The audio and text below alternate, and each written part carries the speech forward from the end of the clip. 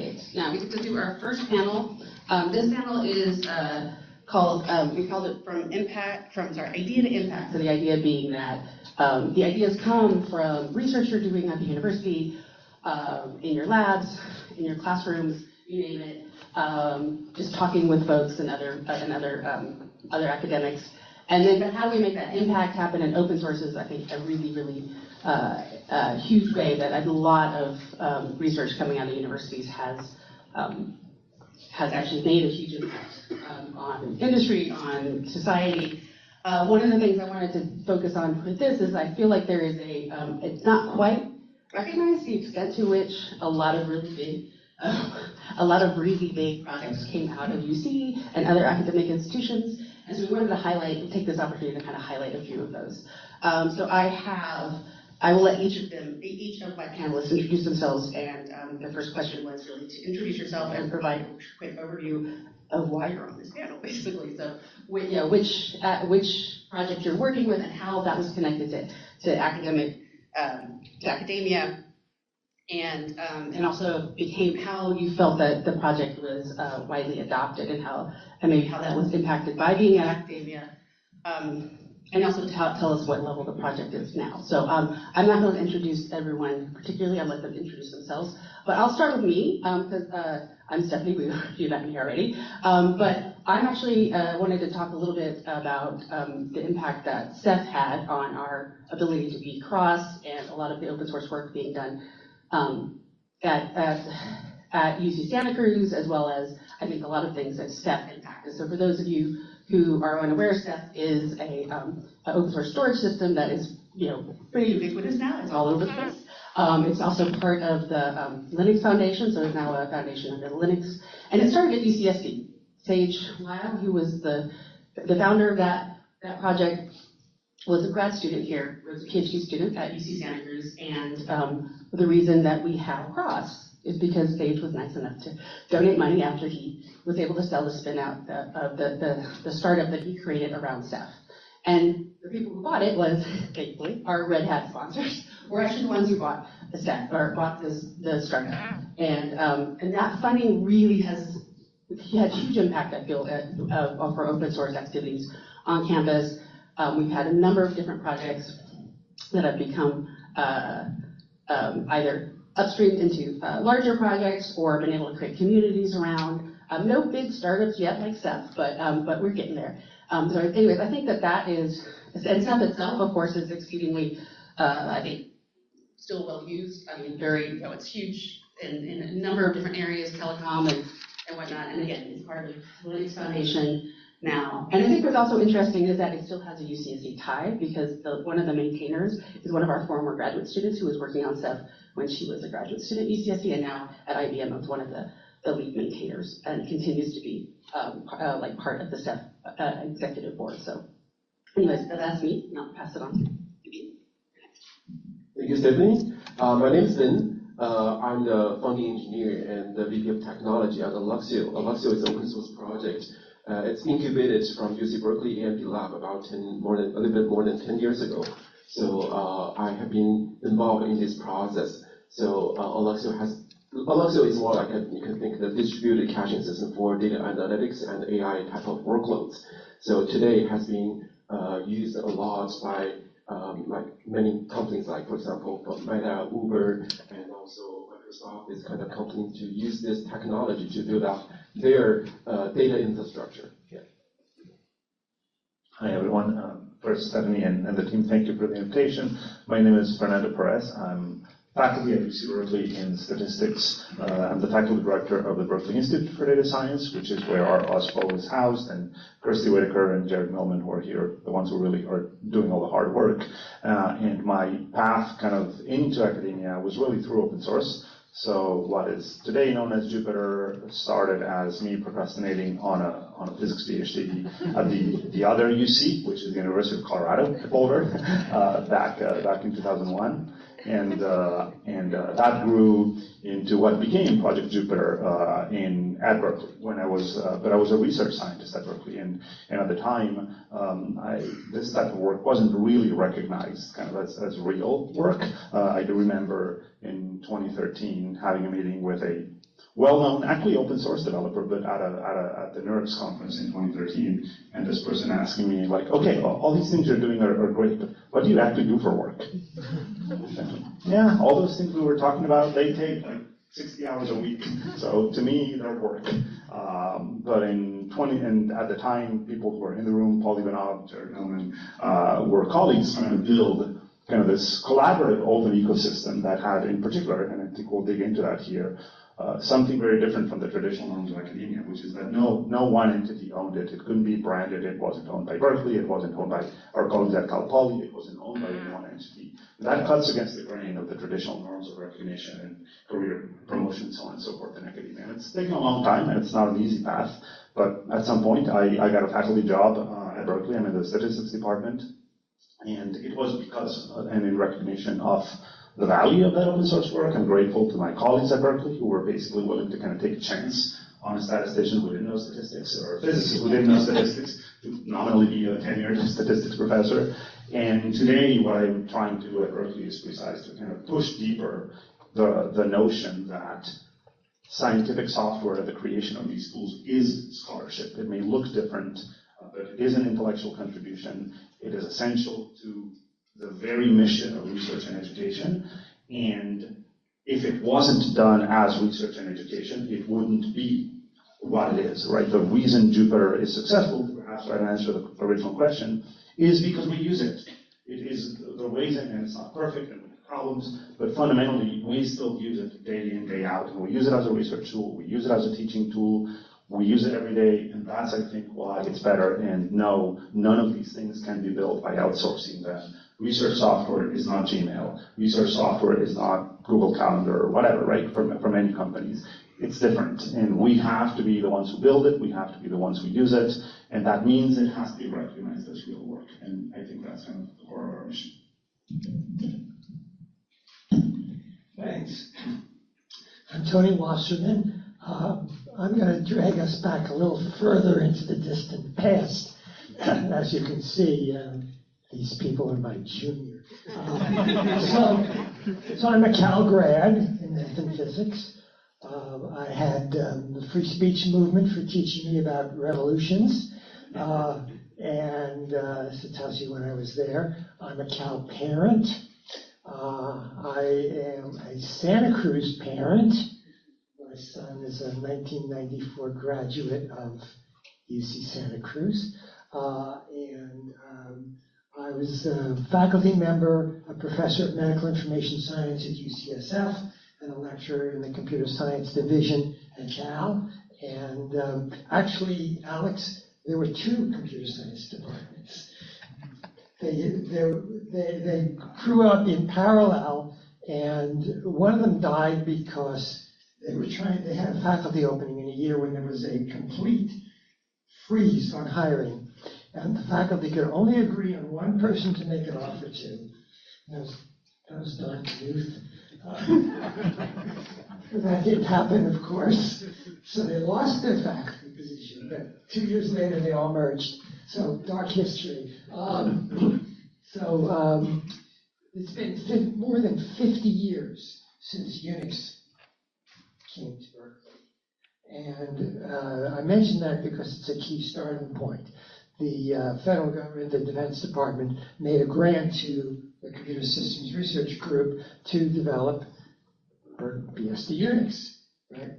To build, virtual memory and things like that on the VAX. And so what that led to was the creation of BSD Unix and the BSD license, okay, which covered the way that the software could be distributed and used. And it was a very liberal license, so you could do a lot of things with it. Meanwhile, I was working away at UCSF on a project called User Software Engineering, which was a methodology that really focused as much on outside-in user experience for a new system as opposed to the structural top-down programming that was in vogue at the time. So we built all this software, And we said, well, we'll donate it. We'll give it away to who wants it. So what did we do? We put a BSD license on it. And so I think we were one of the first two UC things to try that. And in any event, we distributed this software. And what that led to was that I left the university. I left my full professor position and started a company, Interactive Development Environments. You can find us. We're number 78 of the first 100 .coms. So that's real early. And in IDE, we took and built a lot of our own stuff, but we also used some software that came from the university, and we were second after Sun Microsystems to put open source software in a commercial product. So that history has continued. IDE existed for a long time. And so what do I do these days? Well, the university, I retired from the UC. I'm an advisor at Skydeck, the Berkeley Accelerator. I advise tech founders not to screw up. And I've done some consulting for companies in product management and open source project offices. So I keep busy these days, even though I'm officially twice retired. Thank you, everyone. Thank you, panel, for introducing yourself so greatly. I just want to move on with a couple of questions I have for the panel. So what the agenda for this is, we'll go for a few more, probably about 20 minutes or so. I have some prepared questions, and then we're going to open up for Q&A to the wider audience. But if there's any reason that something gets said to you, you're like, oh, you have a two-finger, you have to say something, feel free to raise your hands as well too. But I think the first question we kind of talked about going over was talking about how our projects and ecosystems coming out of academia kind of different from open source projects coming from elsewhere. And this is a key issue I think that we are struggling with as part of the OSPO network, is that there does seem to be a difference about something that comes through academia and then something that's coming out from like the community or from industry itself. And I just want to ask the panel, what do you think those challenges are, or how are they different? And is it impact, you think, the sustainability and adoption of the projects? So I'm not going to just pass it. Not people who wants to answer. I'll try. Yeah. Years ago we talked about different classes of open source software. Community software, which is the people in t-shirts who live in their family's basement and get pizza and clean t-shirts now and then. And foundation-based projects, the things that are sponsored by projects like Apache or Mozilla, and commercial, which are started by companies, increasingly venture-funded, with the idea that they're going to monetize their software. And now there's academic software. Well, it's none of the above, right? I mean, academic software, as with Jupyter and with my own work, sneaks its way out into the wider world and gets used by businesses and governments and the like. But academia, they keep score differently. If you're a professor and you build software, you don't get the same rewards. It's harder to get promoted if what you're building are software artifacts, unless you write about them and publish them in respected journals and conferences. So the way that they keep score, I think, is an important differentiator. And so people who are working in open source, we contribute time to open source project offices. We do a lot of other stuff, but you don't get rewarded for that in the same way. And you certainly don't get venture capital until you leave the university and start your own thing. Well, I'm about to find out whether we get rewards or not. My promotion case, the full professor is sitting, the redacted version is sitting in AP Bears, and I was supposed to read it last night to respond to it, but I was too tired, and I didn't actually open the PDF, so I'm about to find, I have an unopened Pandora's box of exactly this question, because I didn't lie to Berkeley, and I didn't pretend to be anything but what I was, and I said, this is what I do, and if you want to hire me, this is what you're hiring me for.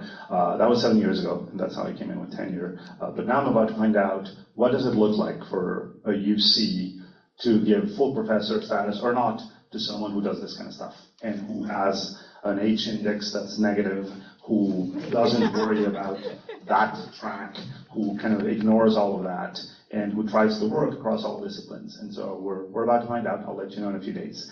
But I think I hope there's room, not because I need a promotion. I'll be fine if I don't get it. But I do worry a lot about the early career folks who haven't had yet a path in science and who are doing this kind of work. Also because the likelihood of impact at the level of something like Jupyter is difficult, and that's simply a matter of luck and timing. I mean, I hope that we've done good work. I would like to think that we worked hard, but there was a big element of luck and timing. And if these kind of superstar projects, some of which are represented here, are held as a standard for saying that's what, if you do that, then you can have a career in academia, that's completely unfair, and we can't do that because many academics have successful and valuable and important careers because they publish work that 50 other people in the world understand. But that work is important and is deemed valuable and has meaning, and they can build a valuable career based on that. So this can't be a standard, right? I love working on something that happens to be of very broad impact, but the people who are building a really important tool in solar physics or in the analysis of microbiomes or in managing data about deep oceans, those people are never going to be used by Google and Red Hat and this and this and that. And yet that work is important, and they're doing it in collaboration, because the way these ecosystems came about was because a neuroscientist was working with an astronomer. So specifically, Matplotlib exists because John Hunter was a neuroscientist working in epilepsy at the University of Chicago Children's Hospital, had friends at NASA and JPL who needed tools to plot the orbit of a lander around Mars. Right? And he was willing to collaborate with them. And that kind of collaboration, right, across disciplines, where there's no single point of ownership, but that's deeply, deeply embedded in the actual work and the actual research, needs to be valued and recognized. And that is, I mean, the axes that Tony decomposed this work across are correct. I think I point in a different direction, which is this idea of deep, deep interdisciplinarity, continuous ongoing collaboration without a clear thing to point to of the paper that got the cover of Nature, but rather this kind of smooth, continuous process. It's very natural in its creation. It is hard for our systems to understand it and to value it and to account for it. And in many ways, that's kind of the work that we have cut out for us. And I think the opportunity is that as a UC, if we do make progress, not just Berkeley, but the whole UC on this, it will move the dial in many other places. Many other institutions will look at this and understand what has happened. Because junior scholars in many other places are really struggling with this. And that ultimately hurts the sustainability of the tools, right? If that postdoc who did the work for a couple of years and they were still idealistic and willing to kind of push the limits of their nights and weekends, doesn't have a career based on that work, eventually they stop. And that thing dies. And then we don't have it later. And so that's kind of where I see this. Yeah, I'm going to talk about this from a different angle. So imagine I'm a UC graduate student. I have an open source project. So what can make this project widely adopted? Let's guess. What is the number one most important thing? In addition to have this source code hosted on GitHub, like after that, okay, what is the number one thing you need to do? Marketing.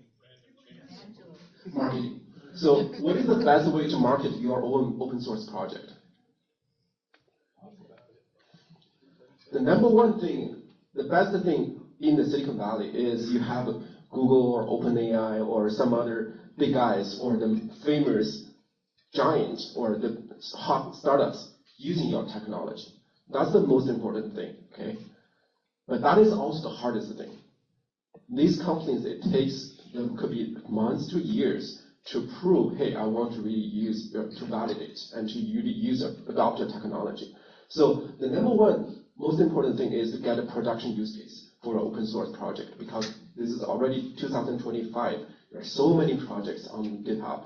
Okay, so marketing, get real use case so people can follow. That's the most important thing.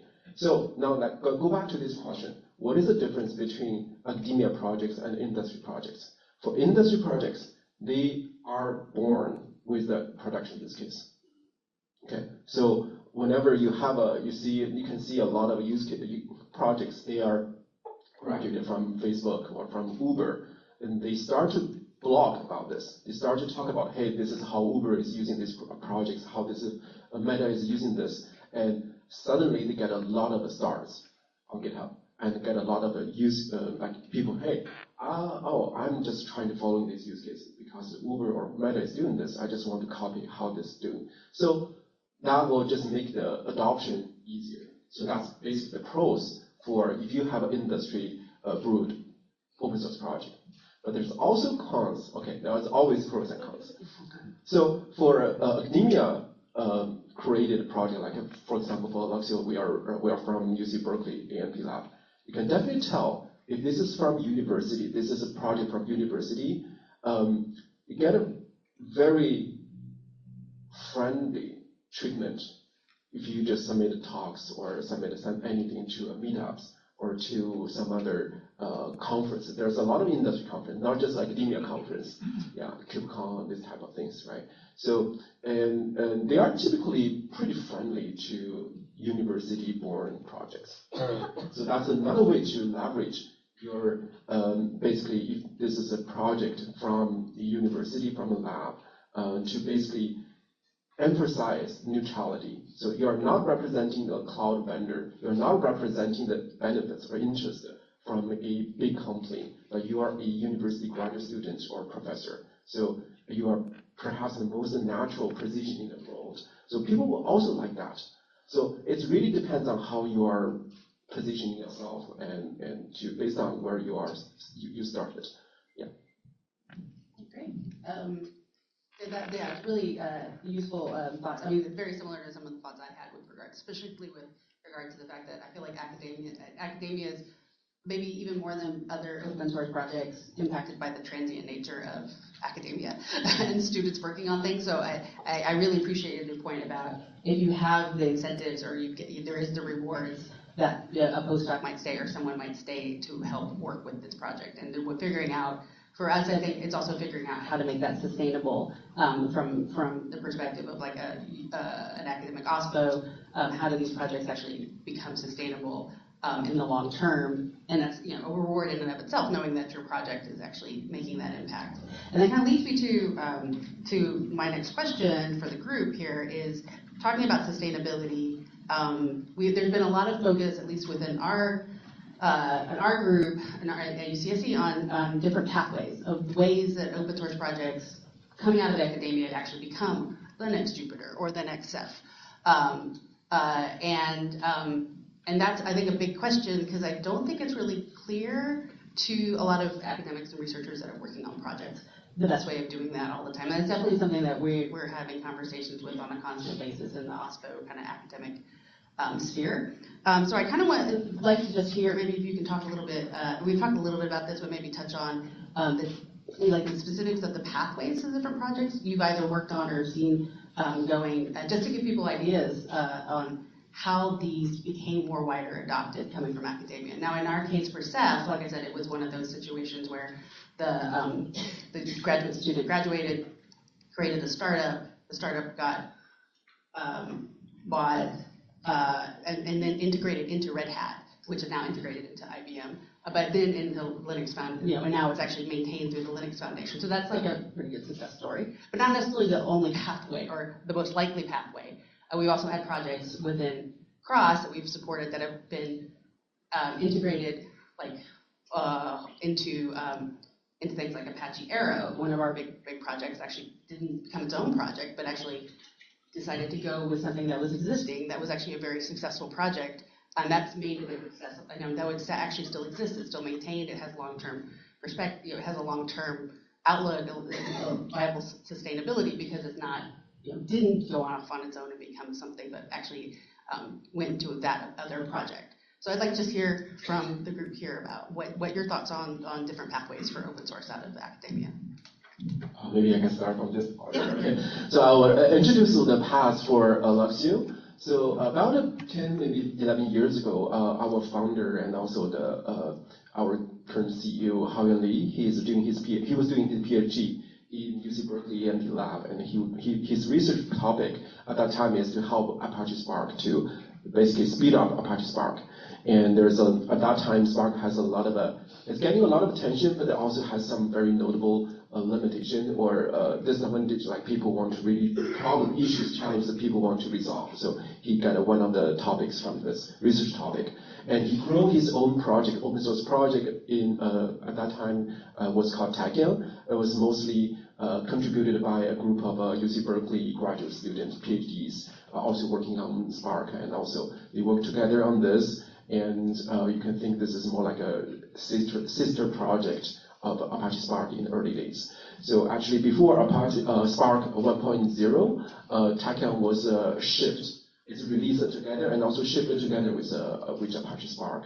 So in this way, it quickly gets into a lot of people's attention. I think let me pause here. So I think there's two things here. One is it's solving an issue which is getting increasing importance in the community. The second one is really you get a good channel that you can let the people use or try your open source project, right? At that time, because at that time, Tachyon, as I mentioned, Tachyon was shipped together with Spark. So you can just, if you install Spark, you can just try Tachyon at that time. So later on, so that's more like a old history. But later on, our CEO Haoyuan Li, he basically he stopped his PhD research there, but just go and create a company to commercialize this open source project. So that comes to the next very important thing for a open source project to get really popular and widely adopted today. It really requires a team to work on this day and night, or full time, basically what I mean. So that is the most important thing, because especially if you're serving a lot of users, open source users, they get all kinds of issues or environments you have to set up, and also all kinds of use cases, documentation and tutorials, and make all the issues, Docker images, all these kind of issues. You have to get a team to work on that. And as a student, if you just get a student to work on that, which is sustainable maybe for a little while, but if you really want to get this into production use cases for like maybe more customers or users, it's getting challenging. It's getting challenging today. So he basically paused his PhD study and started to create his own company. And I was recruited as like a first one or two employee on the team to work on this full time. Okay. So after that, then you get all the different kinds of questions. Right? You get a venture capital back your business, and then you have to answer the question: hey, where is the money coming from to pay the paychecks for all your employees, right? It's basically the commercialization, and you can perhaps delay this problem until Series A or mostly Series B, but in definitely Series C, you have to answer the question like, how do you grow your revenue? And you have to create a business model and create a differentiation between your product versus your open source and balance these two. So this is just a whole new, a bigger problem, set of bigger problems to answer. So I guess like let's back to 10 years ago in 2015. At that time, like we created a company. There were not a lot of very successful commercializing examples of open source projects at that time. So, it's very interesting that like actually set as national laws. Yeah, at that time, I think the asset, the basic acquisition happened at 200 million, something like that, for Red Hat. But that was considered as one of the very successful cases to convince, if you want to get like a VCs to put your money in there, that becomes one of the very successful data points there. Okay. But today it's very different. This is 10 years later. You have so many companies that are running their open source projects and also products on top of these open source projects, but already listed in like they put their IPO there. So I mean the path is paved already there. So I would say like for now, if you're just running open source, getting adoption is adoption is number one challenge, and as mentioned, like get the first production use case, and then replicate this production use case to 3 or 5 or 10 is the most important thing. And in this process, you will iterate your product, your open source project. You will iterate your documentation. You'll iterate even your positioning of your software, your system, like the benefits, all the kind of messaging, right? So that is the most important thing to iterate with your customers, with your users. So I would say like the most I guess that's my lesson or my answer to your question, like how to see the path is really just focusing. I mean, in the early, I guess my answer is in the early days, it's perhaps you have to convince a lot of to the investors, but now it's really as long as you have a very successful adopted software, which means you are solving an important problem, or this is a big enough problem, like a lot of people are having, then you're building a very good foundation and leave the other problems later. So I'll take perhaps a different tack, because I don't think not every academic project is going to have wide industry usage, and I think that's really important. That's a valid use case, but there's a lot of research in academia that is not meant to be a product that Google relies on. And so the question is really, how do these things have a path forward? And I think that's really important for a system like the UC to ask. I have kind of a very simplistic and pretty obvious kind of mental model of how open source works is there's a lot of kind of latent energy out there to potentially bring to bear on a problem, but you can't really harness that energy unless there's a bit of a stable backbone to support it. It's kind of like, it has to be a vertebrate, if you will. There has to be a backbone. Too big of a mollusk just kind of flops around and collapses and doesn't produce useful output. So the question is how to create that. And I'm going to use kind of 2 examples that are closest to the work we do at Berkeley and BIDS, which is on the one hand, Jupyter. That is a project that has a deep research and education side, but does tail off into industry use. And on the other hand, the Scientific Python coalition of projects, which is led by Jared here and Stefan van der Walt, which is really a collection of very science-oriented projects in the Python ecosystem.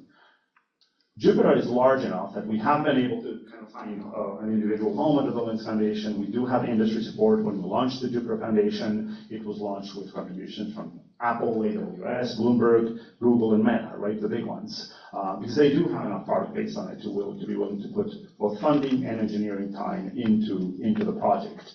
Scientific Python is a coalition of academic projects, but I think the effort that the team is making is precisely to say, well, there's solar physics, right, and there's analysis of biological data and genome data, etc. All of these projects can still work together and collaborate in order to find some of the commonalities that help them succeed and find some of that backbone of resources. That is a way of actually contributing that stable backbone of infrastructure, common things. There's actually a lot that can be done in common, and the team has been very good at kind of finding those, so that the smaller amounts of resources that may be available to, say, a solar physics project, which is a pretty niche thing. It's very important science. It actually affects everyone in the world. If there's a solar flare coming, you actually want to know about it. But it's not something that is ever going to be a broad usage tool. How do we find a way for that to find some measure of sustainability and success? And I think, in my mind, the path is precisely finding these coalitions that kind of leverage some of the models that for projects like Jupyter, but doing it in a way that maps to these kind of federated communities, such as Scientific Python. So I think that is kind of how I think about it in the context of projects that are deeper into research than things that have big industrial uses and venture capital. No venture capitalist is going to fund a solar physics project. Yes, well, one of the things that's happened, as we've all seen, is that here in 2025, there's hardly a project that you can find in industry or in academia that doesn't have open source software in it. And that's an important thing to keep in mind, because one of the points that we heard here is that there really is a distinction between academic software or software that's built without a commercial use in mind and software that's built with potential commercial adoption and funding and the like.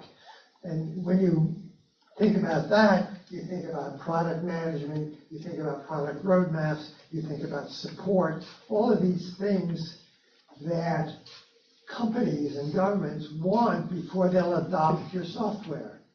So if your idea is to sell to companies or to get widespread industry adoption, you have to, as Ben said, have a team of people and ideally get some funding for it so that people can pay the rent. But now let's come back to this other category, which is exemplified by the solar system that's going to have limited use. You still want it to be sustained. One of the things that has happened over the years in open source is the development of foundations. And we've seen a lot of foundations. Linux Foundation perhaps is the best known, but there's the Apache Foundation, the Eclipse Foundation, and the Mozilla Foundation. And we could go on for a long time. And these provide a certain amount of sustaining support, and they provide a certain amount of credibility for the products. So that if your project is part of the Apache Foundation, there's some expectation that it has to meet certain standards, it has to have a team working on it, it has to have an active roadmap. And so that's a path, and maybe we'll end up with more than one such foundations that, in fact, play home to some of the academic projects that aren't going out shopping for seed money or venture capital. So I think there's a place for everything, but the one thing to keep in mind across the board is that a project, to be successful, has to fill a need that people have. And one of the things that we do not do well in software in general is to talk to potential users and find out what it is they want and what it is they need. Because you can build the software, but it's not if you build it, they will come. It's much more the question of, are you providing something that provides value and service to an audience? And if so, that's going to help your uptake, as well as the references and the presence of a support team and confidence that, in fact, that software is going to be around next week, so that companies can count on it if they're using it for some kind of a mission-critical project. That's a very important final point from that question of like, oh yeah, if you expect people to adopt it, you better be around to make sure it's maintained. I just wanted to highlight, before throwing it out to the for Q&A, another idea, and we touched on it a little bit when we were talking about foundations, but for those of you who are maybe new to open source or working in open source projects, there are things called fiscal sponsors that are also, they're not always quite as big as, well, I guess foundations are technically fiscal sponsors, but they're also kind of a lower level types of fiscal sponsors that support projects and create, and that's also a really great pathway for many academic open source projects. And it is a great question to ask of your OSPO on campus if you have questions about that, because we're all trying to work with those. With that, and also I guess I should give a shout out, although it's maybe potentially an odd time to do that. We're an NSF project, our NSF program called the Pathways for Open Source Ecosystems, where I think a number of us have projects under, but up until recently, that's been a really, really great effort by the U.S. government to help really support open source, because a lot of what Fernando was talking about, of those projects that are important but maybe aren't going to be commercially successful or commercially viable, let's say. So that's another one to keep in mind. And again, happy to talk to anybody interested in those from an OSPO's perspective as well. But I would like to throw it up to Q&A. We have about 20 more minutes for this session, so I'll get started. Marvin, you're first. Thanks. Thank you for. I'll introduce myself. My name is Marvin Barksdale. I am at Mass General Brigham, the health system out in Massachusetts. So I have traveled a long way to hear this beautiful, beautiful, beautiful information. We're currently rolling out and developing our own OSPO, so getting information from all of you has been quite helpful even in the first hour. I guess my more specific question is something that Tony was talking about. I'm more curious about, for Fernando and Ben as well, about foundations and their kind of appetite to support projects that, as you said, don't really have this long-term, sustainable, we're going to be a commercial entity. Because to be frank, I haven't really seen it. And I think when I talk to different foundations, whether it's Linux, their appetite is more for, let's be honest, kind of like long-term fiscal success. And instead of kind of, I think there might be an appetite and a logic for supporting some of these really valuable, more, let's use the example of digital health projects that may have a specific use case, maybe no long-term kind of strategy, but, I'm really looking for like a foundational appetite to say, it makes sense for us to support this. There's plenty of use cases out here, but to be honest, I haven't really seen it. Not sure what the question is, but just No, I can play who do you know with you, because Bob Greenis and Otto Barnett, certainly were leaders in medical computing, and they never made most open source at MGH. Fighting this fight right now. The guy who was the tech lead under Barnett at MGH now writes spy novels. Which probably is more lucrative. Yeah. But thanks for making the trip. I'm going to be in Boston next weekend. Medical computing is its own thing. And there is out here at UCSF a big digital health effort and a group, what did he call it? I want to Health something foundation. I can point you to it, but catch me afterwards. Where they're in fact trying to do this to sustain, obviously, UCSF is another one of the larger places where medical computing is being done. So yeah, but it's essentially the same issues, but domain specific. Whereas Apache is kind of general platform. What you're looking for is there the possibility of a foundation that could in fact be funded by the Robert Wood Johnson Foundation, for example, which funds a lot of medical projects and provide a home for people who are looking for open source medical projects. That's where I would start from. Yeah, thanks. Thanks, Marvin, for coming. I guess we will be talking on Thursday and Friday about Jupyter Health and Jupyter in the medical space, which I think is something that has a different flavor for me. And so I think in healthcare, the fact that it is an industry with a well-established process and mechanisms for funding and something modular what's happening right now. The US is still, the business of healthcare is itself an industry. So I have a little bit of hope there. I'm going to tack back to your point about something like the Linux Foundation, and there I have a theory / hope, which I kind of already referred to, which is that in the aggregate, something like, let's say, to point to the one that I know best, an effort such as, for example, Scientific Python, right, aggregates a collection of projects that individually may not be sufficient for an entity of the size and scope of LSA to really care about. Say, to take the example that for some reason stuck in my mind, sun pipes over physics, right? But in the aggregate, that collection of projects, right, that entire collection of projects is actually relevant to one or another of the industry stakeholders at LF, because one of them has contracts with NASA, the other one's an automaker that wants data on this other thing, and the other. So in the aggregate, they do matter. And so I think it is possible to find ways for kind of this group economy of scale to effectively provide something like a tax. Like, I mean, the point of taxation is to aggregate resources to redistribute them back for common goods, like, say, paving the roads that everybody uses.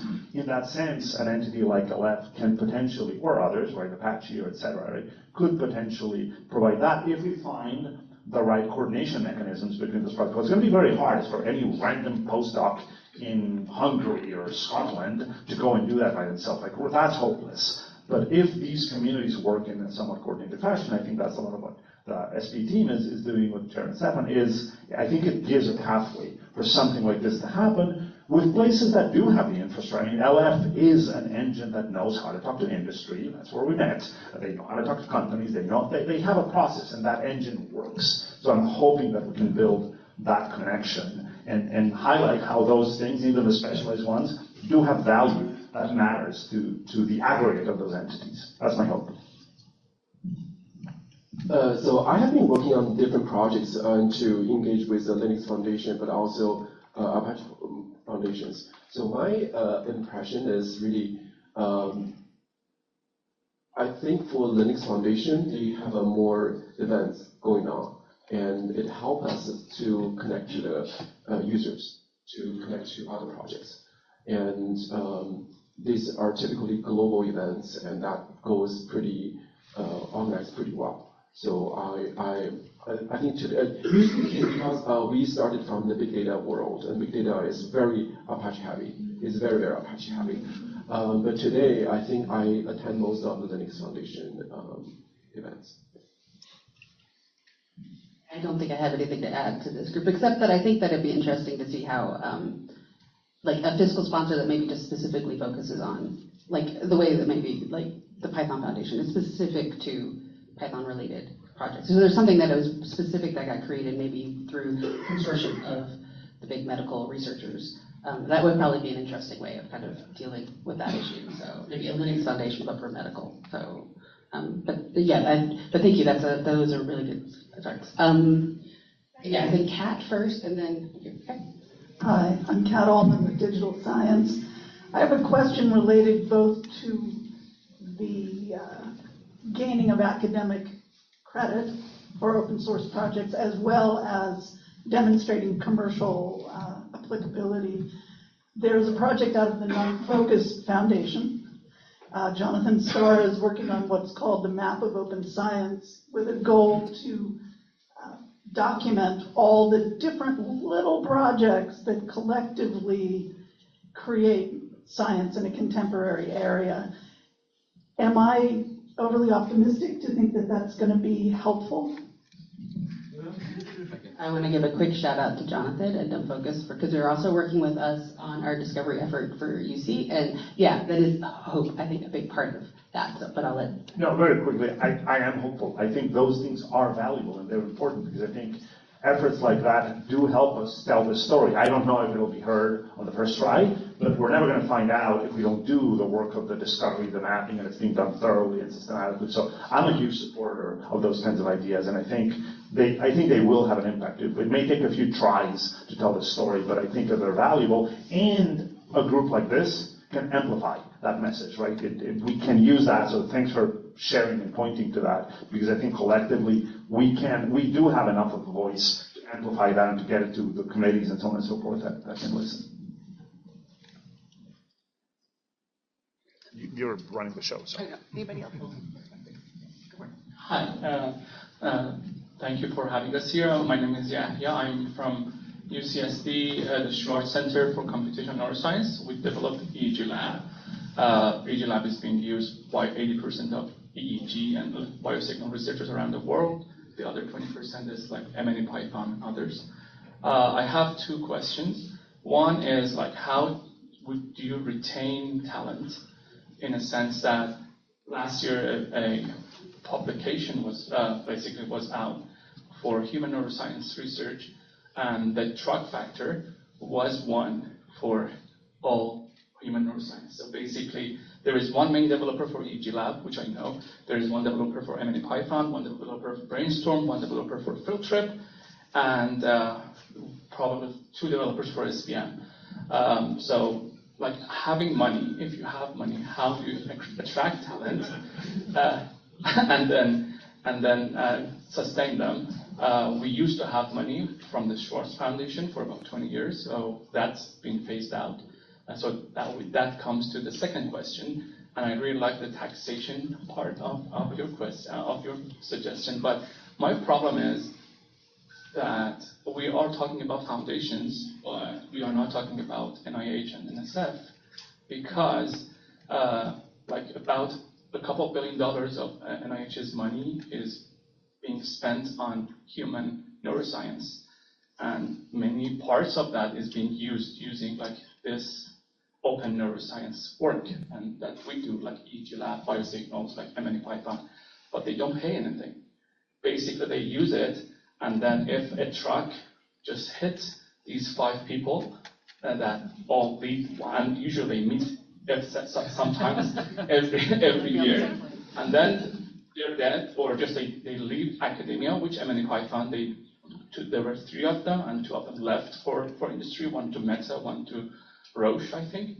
So then what happens to the multi-billion-dollar business that NIH and NSF is funding? So how, probably Stephanie would comment, how this funding could be, I don't know, part of the overhead, or like for the open source software that fund, like proposals are proposing to use to get to their novel applications, or how we can do something that, hey, you should pay up, you're funding multi-billion dollars, probably you need to like a cut of 1% of that can come to the open source. So that's 2 questions. Well, I just also want to say my dean is right here, so sorry, not to put Alex on the spot or anybody else who's in leadership with regards to how we can sometimes pay for those particular folks, and I think that it's a really big question. And I don't think we're calling it the truck or bus factor anywhere. We're calling it the lottery factor, because that sounds so much nicer. Because they win the lottery, or they get recruited by Meta. So it's nicer than like watching people get run over by a bus. But it is a really good point. I know that I have my dreams, I have my hopes with regards to how some things could come about within the university, especially with us working in a UC system, of being able to create some sort of like pool of really talented and well-regarded, and everybody like rewards them, like set of research software engineers who help deal with some of these things. And though you don't have your individual person, but you have a team, and the team wants to stay. So I mean, these are my dreams, and I do appreciate that you're bringing up the NIH and NSF. I do know from what I was joking about the pose thing a little bit, but that is actually one of the ideas behind that particular thing, is to create ecosystems so that they actually keep people around and it becomes more long-term maintainable. I think so. I see what is possible. I also see what the challenges are. I'd like to hear what other folks also have to say. I'm the only one that. I remember working on the numbers of what the federal R&D budget was years ago to basically say if we allocated 1% of the federal R&D budget, that would dwarf the resources of Sloan and CZI and everybody else in this world who actually does commit resources to this. And we were making a lot of progress, right? The White House, through OSTP, led with a lot of leadership by Shel Ganteman from NASA, got to the point of having open.science.gov, which was a federal website where OSTP had coordinated with 17 federal agencies to have formal statements on open source software at the federal level, and coordinated policies that were consistent and that spoke about community development and management and documentation and licensing and all that. Within NASA, SPD 41A became famous as the document that specified NASA federal funding policies around open source and open science. That timeline ended a few months ago. I don't know what to say today, because we're on a timeline where it's not about 1% of this or that. The entire existence of the federally funded scientific apparatus is in question. And so once that is the problem, the boundary conditions have completely changed, and the solutions that were supported by previous boundary conditions are just not admissible under these boundary conditions at this point. So the question is, what do we do now? I don't have an answer. What I am trying to think about is that what has been historically the bug of this community, which is its lack of central support, its lack of single point of strong long-term commitment, is going to have to be a feature for now, which means we are distributed, we are resilient. It doesn't answer the problem, but let's lean to the extent we can in finding ways, if one key source is gone, for other places to support, for these networks to collaborate and cooperate in different ways, to lean into industry, lean into foundations where we can, because yes, that model was great. I advocated for it for years. I was at OSCP last year talking to those folks. That isn't in the cards right now, and the devastation that is ravaging through the core of funding is such that we were a round-off error to begin with. We're now a round-off error in the loss. And so I'm going to focus on areas where we can build something that has some degree of resiliency, but the mindset for the solution is going to have to be different, at least for now. Leaning on the international nature of this community is going to be valuable, because guess what? Europe has a huge amount of talent in development of this stuff, and they care about sovereignty. The open source argument matters when you say, I want European science to have some strategic independence for core big tech infrastructure in Silicon Valley. Not to put a fine point on where we are, they care about that. And there's large, deep, detailed policy documents at the EU level on how to develop open source-based infrastructure for science and government and so on and so forth. So we've been an international distributed, kind of loosely federated community for 20, 30, 40 years. Let's lean on that and figure out what to do for now, because that's where I would spend my cycles right now, rather than thinking that we're going to get a bigger percentage of a number that's disappearing. Like 1 or 10% of zero is still zero. One more question over here.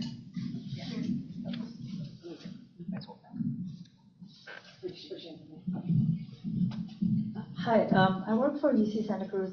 I had a question about a software tool where it could have multiple use cases, and some of them might be for profit, but some could be used for other use cases. But how do you find the use cases is my question. So for example, if you have a simple software tool, but it could have applications in UI, UX experience, or just even have as for even measuring productivity, like how do you find the channels to go to the right people to say, hey, do you want to try this?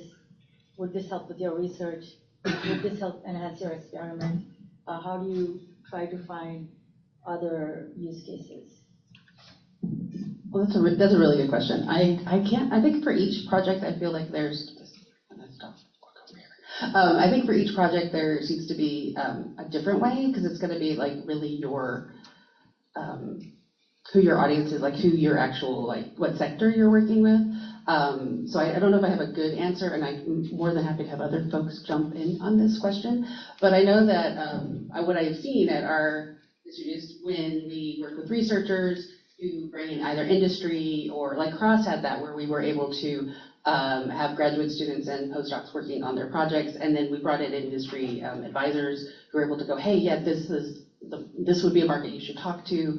But a lot of time I feel like it's coming to meetings, talking about the stuff we had, like at UCSC, we like to have at least yearly, hopefully twice a year, some sort of event that highlights the work that's being done by different researchers, so that you can, at least within our community, discover people and then see where synergies is. I think that's one of the things that we're trying to also do within the UC network of OSPOs, is to kind of connect you with somebody at one of the other campuses and trying to understand how it might be across campus. We have one project, the Links is like an ed tech project that we're helping with and supporting, that I feel like is very, that it was finding its market by kind of talking to people and going to the right conferences and discussions. And now it's burgeoning, it's on multiple campuses. I mean, it's mainly a UCSC project, but there's other ones coming. So, but that's just for the experience I had. I feel like it's on a case, it's almost like a case by case on that. So, but yeah, does anybody else have thoughts? No. Right, sorry. So I have a question. Maybe our discourse community might be a place where we have these discussions. Do you want to give the mic? Yeah. And maybe, do you want to say something? You maybe know more about discourse, Laura? Sorry. Yeah, do we have a discourse instance now? Yes. Is that open for that? Yeah, so I was gonna say, Laura is our community manager over there, and Jared was asking about the discourse, she doesn't have a mic, sorry. But yeah, we're working on a discourse channel to ask questions like that, but we can also connect with the OSPOs on as well before. Can I add to that? Oh, sure. Hi, John Johnson, UCSF. There's a huge UC Tech community, uctech.slack.com, which was started by this guy next to me, but it's huge now. It's like 10,000 people. Great place to promo that. Comes with a conference, which is UC-wide, UC Tech, happening in Riverside this year. A great place to promo a product, especially something that applies to tech. Get some other campuses on board. Find your market, find your audience. Really cool communities, UC Tech. Thank you. First, to Fernando's point about Europe, I spent 12 years working in Europe and working on European projects. Turn it off. That one's off. Okay, good. And there was a really simple reward system for those projects. Number one was commercialization, and number two was open source. And if you do those two things, you were golden. It wasn't publications. It was commercialization and open source. The question I have is, OSPOs to me are university level organizations. And we tend, and I've noticed we tend to talk a lot about software. But there's a lot of other things that could be open. And maybe to stretch our minds a little bit, I'd like to ask about that. So, for example, various platforms, like a platform for robotic farming that could be open. And I've seen these things, right? They're open platforms. Obviously, there's software in those things. But the main point is that they are open platforms for doing things that are not about software or not about collecting data. They're about mechanical things, for example. Or we have a project in Basque Engineering, which is creating an open platform for neuroscience experimentation, right? And it involves open mechanisms for microscopes, open mechanisms for 3D printing environments in which you can grow little bits of organisms, right? So where is the conversation in that kind of open project, and how do we support and maintain those things, which are not, in some senses, easy to think about as software? How do we expand our brains a little bit around that? Oh, wait. Very briefly, I know we're over time, and others might have other points. At least I can say, when I took the job as faculty director for BIDS, I gave my dean, your counterpart, a letter, and I said, I want this to be my application for the job, because that's what I want to do at BIDS. And I said, the mission of BIDS would be to be the home for open science, open source, open scholarship, open knowledge across the university, as a space where we partner with the library. Sam Kaplitzky, our open science librarian, is here on campus, but there's open access, there's hardware. And the notion of open knowledge as a collaborative space doesn't generally have its own home. Departments now have data science, they have AI, they have these things. This idea didn't have a home at Berkeley.